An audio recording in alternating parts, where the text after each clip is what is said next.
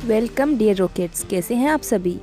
दोस्तों, हम सभी इंटरनेट यूज़ करते हैं और रोज़ ढेरों चीज़ें इंटरनेट पर देखते हैं, लेकिन क्या कभी आपने सोचा है कि इंटरनेट के पीछे की दुनिया कैसी है और इंटरनेट कहाँ कैसे काम करता है। इस चीज़ को इस कहानी में बहुत ही अमेजिंग तरीके और विजुअल के साथ दिखाया गया है। तो चलिए शुरू करते हैं इस कहानी को, जिसका नाम है साइबर हाइस्ट। तो मूवी की शुरुआत में हम टॉम नाम के एक हैकर को देखते हैं दोस्तों, जिसे उसका बॉस फ्रैंकी हांगकांग के एक बड़े बैंक को हैक करने के लिए कहता है। मेनसंग बैंक लाइन बन गई है वह, और उसके कहने पर ही अगले 10 मिनट में टॉम उस बैंक के सभी सर्वर्स को हैक कर लेता है। और दोस्तों, कुछ ही पलों में उस बैंक के अकाउंट से करोड़ों रुपए टॉम अपने बॉस के अकाउंट में भिजवाने लगता है। एंड वही दूसरी तरफ हम साइबर सिक्योरिटी कंपनी स्काई 3 को देखते हैं, क्योंकि सभी एम्प्लॉइज अपने कंप्यूटर पर लगकर किसी साइबर अटैक को रोकने की कोशिश कर रहे होते हैं। और आपको तो पता ही है यह साइबर अटैक किसने करवाया, टॉम ने। लेकिन टॉम ने अटैक तो बैंक के सर्वर पर किया था, तो इस साइबर सिक्योरिटी की कंपनी वालों को इतनी टेंशन क्यों हो रही थी। तो दोस्तों, इसका रीजन यह है कि यह जो कंपनी है सिक्योरिटी कंपनी, इसका काम होता है बड़े बड़े बैंकों की सिक्योरिटी को देखना। यानी कि मेनसंग भी इन्हीं का एक बड़ा बैंक है, जिसकी सिक्योरिटी की जिम्मेदारी जो है वह इस कंपनी की है। इसलिए कंपनी के सभी लोग जो है इस पर होने वाले अटैक को रोकने की लगातार कोशिश करते हैं, लेकिन ये लगातार फेल हो रहे होते हैं। और इधर टॉम भी जो है वह लगातार काफी समय तक इस अकाउंट को हैक करके रखता है। पर तभी हमें यह भी पता चलता है कि फ्रैंकी, जिसने टॉम को यह सब कुछ करने को कहा है, वही दोस्तों इस साइबर सिक्योरिटी कंपनी में सीनियर भी है, और वही इस बैंक के सर्वर पर अटैक करवा रहा है।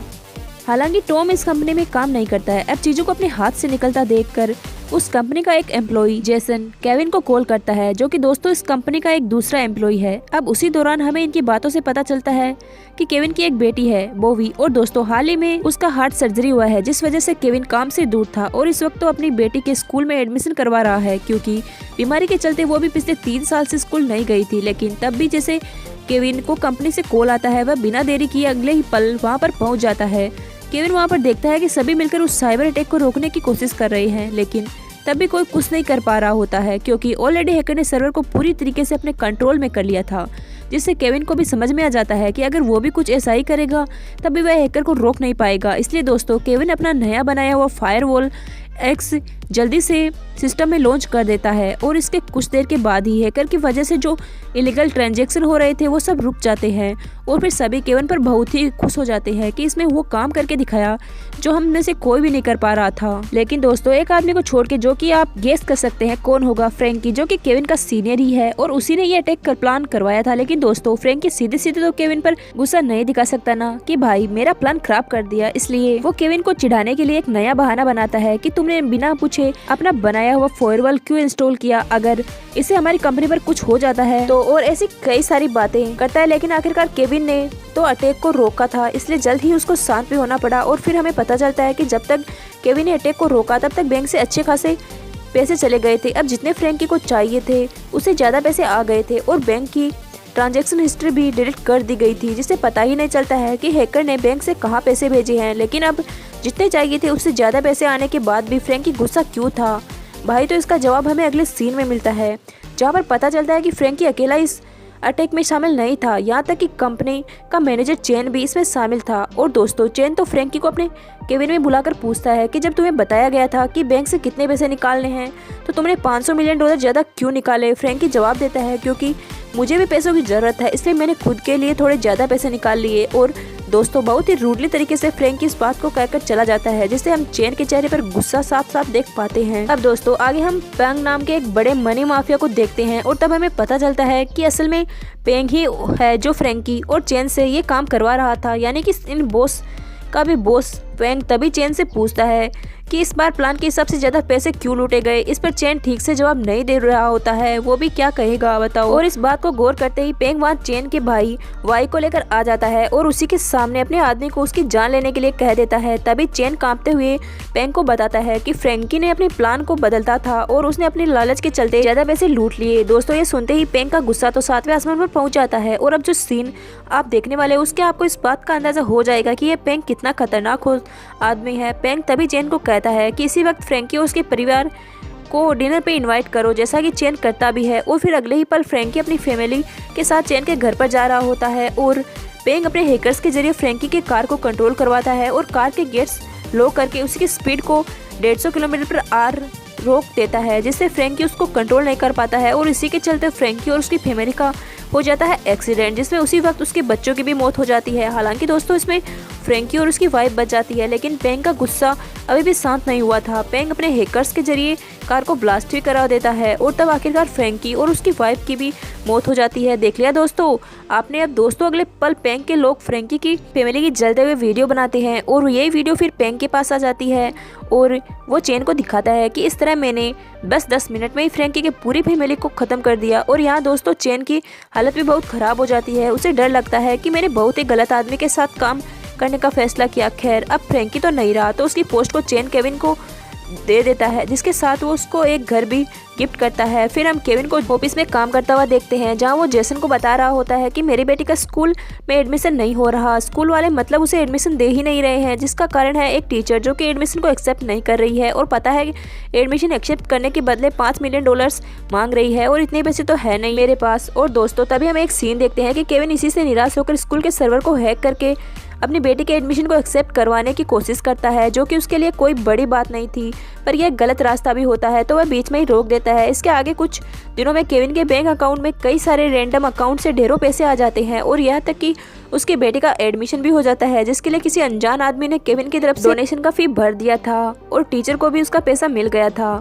दोस्तों ये सारी चीज़ें केविन के लिए हैरान कर देने वाली थी, क्योंकि उसे समझ नहीं आ रहा था कि ये सब कर कौन रहा है, लेकिन उसे इसका जल्द ही जवाब भी मिल जाता है। चेन उसे मिलने के लिए बुलाता है, जहाँ वो उसे सब कुछ सच बता देता है कि यह साइबर अटैक मैंने ही करवाया था। और यहाँ तक दोस्तों वो केविन को अपने साथ जुड़ने का ऑफर देता है, यह कहते हुए कि अब जितने पैसे तुम्हारे बैंक अकाउंट में आए हैं, अगर तुम हमारे साथ मिल जाओगे तो इसका दोगुना तुम्हारे अकाउंट में आ जाएगा। नो नो नो, लेकिन केविन इस ऑफर को रिजेक्ट कर देता है और उल्टा पुलिस ऑफिस को बताने की बात करता है। और दोस्तों अब चेन केविन को याद दिलाता है कि याद करो एक वक्त पर तुम बहुत ही बुरे आदमी थे और कुछ पैसों के चक्कर में तुम जेल भी जा चुके हो, मुझे पता है। लेकिन केविन कहता है कि अब मैं इन चीज़ों से बहुत ही आगे आ चुका हूँ। तभी दोस्तों हम गौर करते हैं कि केविन एक डिवाइस की मदद से चेन और अपनी बातें रिकॉर्ड कर रहा है। शायद उसे इस बात का अंदाज़ा पहले ही हो गया था कि चेन ही यहाँ पर यह सब कुछ करवा रहा है, पर चेन को भी दोस्तों इस बात का पता चल जाता है और वह केविन से उस डिवाइस को लेकर पानी में फेंक देता है, जिसके बाद वो वहाँ से चला जाता है। और अब शाम की बात है, जब केविन अपने घर पर जा रहा होता है तभी उसे बीच में पुलिस ऑफिसर्स रोककर पुलिस स्टेशन ले जाते हैं, जहां हेड ऑफिसर सुन केविन से पूछता है कि तुम्हारे बैंक में इतने सारे पैसे कहां से आए। और दोस्तों यहां पर पता चलता है कि ऑफिसर्स को तो पहले फ्रैंकी पर शक था कि उसने ही वो अटैक करवाया होगा, लेकिन अब उन्हें ऐसा लग रहा था कि केविन भी फ्रैंकी के साथ मिला हुआ था और उसने ही पैसों के लालच में फ्रैंकी को मरवा दिया और अब लूटे हुए पैसों से मनी लॉन्ड्रिंग करने की कोशिश कर रहा है। केविन सिर्फ एक ही बात कहता है कि देखिए मैं इनोसेंट हूँ और मुझे इसमें फंसाया जा रहा है बस। और दोस्तों यहाँ पर हमें ये समझ में आ जाता है कि केविन को चेन ही फंसा रहा है। केविन फिर कहता है कि मैं इनोसेंट हूँ, लेकिन मेरे पास इसका प्रूफ नहीं है। अगर मुझे थोड़ा समय दिया गया तो मैं इसका प्रूफ लेकर आ जाऊंगा कि उस साइबर अटैक के पीछे कौन आदमी है। अब दोस्तों इस पर पहले तो स्वेन भरोसा नहीं करता है, लेकिन बाद में वो केविन की बात मान जाता है और उसे प्रूफ लाने के लिए कहता है। अब आगे दिखाते हैं तो केविन जब अपने ऑफिस में काम कर रहा होता है तब चेन टॉम कहकर एक दूसरे बैंक पर साइबर अटैक करने के लिए कह देता है, जिसमें उसे $2 बिलियन उस बैंक से लूटने थे। टॉम इसके बाद अपने काम में लग जाता है और केविन को भी यह बात समझ में आ जाती है कि चेन एक दूसरे बैंक को अपना शिकार बनाया है, इसलिए वो जल्दी से ऑफिसर सुआन को यह बात बता देता है और साइबर अटैक को रोकने की पूरी कोशिश करता है। इस बार दोस्तों केविन को पहले से ही अटैक का आइडिया था और पिछली बार के अटैक से सीखकर उसने फायरवॉल एक्स का अपग्रेडेड वर्जन बनाया था, जो कि था फर्स्ट एक्स, जो कि उसका सिक्योरिटी AI होता है। और दोस्तों इसकी हेल्प से केविन इस अटैक को काफ़ी हद तक रोक भी लेता है और साथ ही साथ जहाँ से ट्रांजैक्शन होने वाला था और जहाँ जाने वाला था इन सब का इन्फॉर्मेशन वो उसे मिल जाती है, यानी कि अब उसके पास चेन के खिलाफ एक सॉलिड प्रूफ हो जाता है। केविन फिर प्रूफ के साथ पुलिस स्टेशन की तरफ भागता है, जहाँ बीच में उसे चेन के लोग पकड़ने भी आते हैं, लेकिन फिर किसी तरह मरते मरते मार खाते हुए वो पुलिस स्टेशन सेफली पहुंच जाता है। लेकिन जैसे ही वो उस प्रूफ को ऑफिसर को दे देता है उससे पहले उसकी वाइफ वहाँ पर आ जाती है दोस्तों और बताती है कि हमारी बेटी बोवी को किसी ने किडनैप कर लिया है। और साथ ही दोस्तों उसे मैसेज आया होता है कि तुम तुम्हारे पति के पास जो प्रूफ है उसे हमें दे दो और तुम्हारी बेटी को बचा लो। और अब ना चाहते हुए भी केविन को प्रूफ ऑफिसर को ना देकर वापस ऑफिस में जाके चेन को देना पड़ता है। वही चेन उसे फिर से सिस्टम रिस्टोर करने को कहता है, जिससे दोस्तों चेन का इलीगल ट्रांजैक्शन बंद हो गया था ताकि वह वापस काम करने लग जाए। केविन को फिर उसकी यह बात माननी पड़ जाती है और वह अपने ही सिस्टम को ब्रेक करने में लग जाता है, जिस दौरान वह बड़ी चालाकी से अपनी बेटी की लोकेशन का पता भी लगा लेता है, क्योंकि बोवी के हाथों पर एक ट्रैकिंग वॉच होती है। इवन फिर ये लोकेशन अपनी वाइफ स्टेसी को भेजता है और फिर स्टेसी बोवी तक पहुंच जाती है, उसे बचा भी लेती है। लेकिन तभी वहाँ पर ऑफिसर्स आ जाते हैं दोस्तों, जो बोवी को भी हॉस्पिटल लेकर जाते हैं, क्योंकि जब से उसे किडनैप करके रखा गया था उसकी हेल्थ कंडीशन खराब हो गई थी। लेकिन यहाँ पर ये ऑफिसर स्टेसी को भी अरेस्ट कर लेते हैं, ऐसे इसलिए क्योंकि उसने इस बात का पता चल जाता है कि केविन के पास साइबर अटैक किसने करवाया उसका प्रूफ था, लेकिन उसने वो प्रूफ ऑफिसर्स को नहीं दिया, उसने वो डील तोड़ दी। मतलब इसकी वजह से केविन को फरार घोषित कर दिया जाता है और इसी वजह से स्टेसी को भी अरेस्ट कर लेते हैं यह लोग। तो जैसे केविन को यह बात पता चल जाती है, स्टेसी को बचाने इसके पास आ जाता है। हालांकि दोस्तों जब केविन को पता चलता है कि प्रूफ की वजह से इन्होंने मेरी बीवी स्टेसी को पकड़ा और मेरे पीछे भी वारंट लगा दिया, तो वह इस बात के लिए बहुत ही दुखी होता है, क्योंकि अब उसके पास प्रूफ नहीं था। उसने चेन के खिलाफ फिर से प्रूफ इकट्ठा करने पड़ेंगे, जिसके लिए वह अपने एक फ्रेंड माइक की भी मदद ले रहा होता है। अब जो केविन के पास ट्रांजैक्शन वाला प्रूफ था वो तो चेन ने ले लिया था, इसलिए नए प्रूफ के लिए वो चेन के फोन को हैक करता है दोस्तों। वहाँ से हम उसके कुछ सीक्रेट ऐप्स में घुसने की कोशिश करता है, जिस दौरान उसको आईडी पासवर्ड पूछे जाते हैं जो कि उसके पास नहीं होता, इसलिए वो ऐप के सर्वर को हैक करके उसमें चेन का आईडी पासवर्ड ढूंढने लगता है। और तभी दोस्तों उसे बहुत ही शॉकिंग चीज़ पता चलती है कि चेन ने अपने ही बहुत सारे अकाउंट बना के रखे हुए हैं और यहाँ तक कि रियल लाइफ में भी उसके पास ढेरों पासपोर्ट्स है। मतलब वो अपने मल्टीपल फेक आइडेंटिटी बना कर रखता है। केविन फिर एक एक करके सभी आईडी और पासवर्ड्स को ट्राई करता है, जिसमें काफ़ी देर हो जाती है और फिर जाकर एक आईडी और पासवर्ड मैच करता है, जिसमें उसे लॉगिन के बाद पता चलता है कि चेन ने पहले सभी डाटाज को इरेज कर दिया है। यानी कि दोस्तों अब यह तरीका भी फेल हो गया। तभी केविन को चेन के कुछ पर्सनल मैसेजेस से पता चलता है कि चेन मनी माफिया बैंक के लिए काम करता है, इसलिए केविन बैंक को ट्रैक करने लग जाता है, जिस दौरान वो उसके कार के